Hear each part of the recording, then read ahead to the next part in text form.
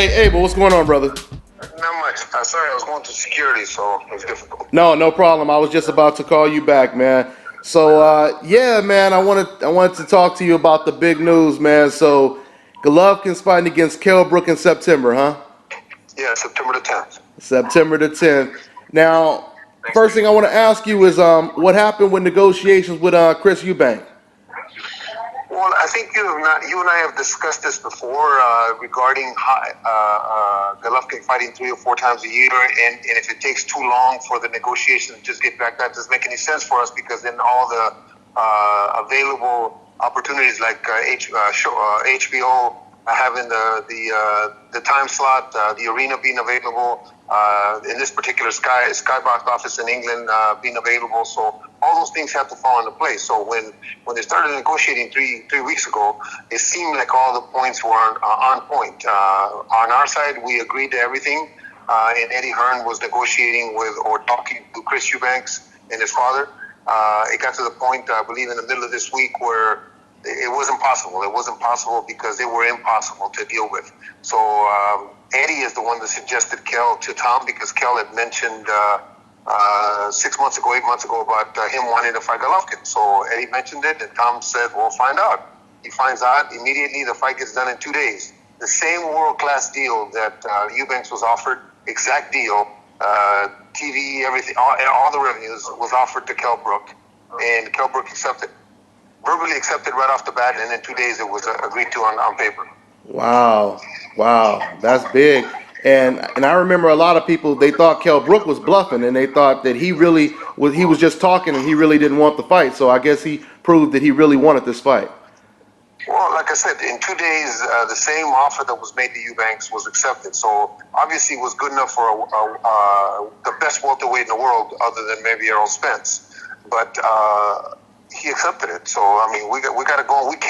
We lose the slot, and now we're 3 weeks into it. Usually, we announce a fight a month after our last one. This now has been almost 2 months, and then September the 10th is the next slot for us. So if we don't take that, if we don't get that, then we're screwed until the end of the year. And Golovkin has to fight. Yeah, I was just saying in the video I was doing that I would prefer this fight. I think this is a bigger fight than the David Lemieux and the Dominic Wades when it comes to that. But I am getting a lot of text messages and people that are criticizing the fight, and a lot of people they're asking if you guys were going to fight, a welterweight or someone coming up.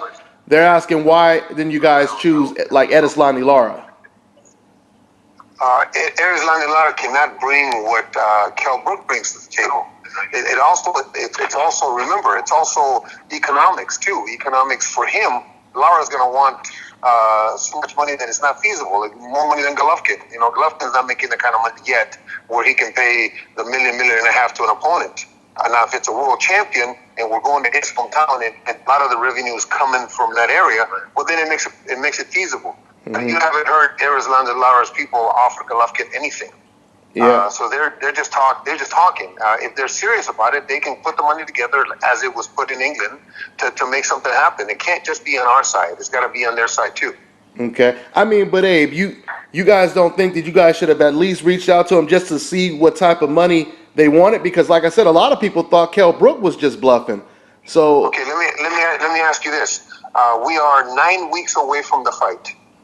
9 weeks away from September the 10th. If we go deal with somebody else, Lara in particular, and it takes another month, we don't have a fight. Yeah, that's true. We lose the date, we lose the venue, we lose everything. So that's what is important is the Golovkin fights. That guy took it on 2 day notice. You know what? I got to give him kudos, man. Oh, definitely. You definitely have to give Kell Brook kudos. I mean, that's big. That's really big. So I mean, so what? Like you said, you think Kell Brook is one of a lot of people believe he's like the best welterweight right now. How do you guys prepare for someone like Kell Brook? Well, the problem becomes now for us in the gym is now we can't spar with this Jackson who's a lot slower. We can't spar with Derek Finley. We can't spar with all those big guys we're sparring with before to prepare for the big middleweights that we're going to fight eventually. We're going to spar now with fast, speedy guys. So if you remember Ray Leonard fighting Marvin Hagler, how did he beat Marvin Hagler? With speed, with movement. Yeah. he did not punch him. He didn't knock him down. He didn't hurt him, but he outspeeded him. So that's the one thing that we as the coaching staff have to prepare for. A guy that I know his brain trust knows that they can't stand in front of Golovkin. They're going to have to box him. They're going to have to move on him. They got to put him, a couple shots, and frustrate him, and hopefully win a decision. So that makes it a little difficult for us to find the guys that are going to be durable enough in the gym to be able to give us that kind of speed, to be able to give us that kind of look, so that we're ready for the 10th. So are you guys going to be sparring with junior middleweights, with middleweights that's just quick, or what? Small middleweights is what I'm going to have to bring in, just to try to emulate the speed. Small middleweights, junior middleweights, to try to emulate that hand speed and movement that I know that they're going to have to formulate a plan where they don't stand in front of Golovkin. So I have to look forward to making sure that I know and anticipate what they're trying to do. So now it's my job to go out and start looking. Do you feel there's more pressure on you guys because obviously Golovkin is going to be a massive favorite in this fight? There's a lot more pressure on us. There's a lot more. Remember, we're putting up the belt, but we're going to England. There's a lot more pressure on us to look good the same way we've been looking, or better. If we don't, then we're going to be criticized. If we do, then we're going to be criticized. But the point is that Golovkin is going to fight. Hopefully, he builds up a big enough name so that those other guys that aren't coming to the table will come to the table. Billy Joe Saunders wanted so much money it wasn't even possible. He wanted more money than Golovkin. That's impossible to do. Yeah.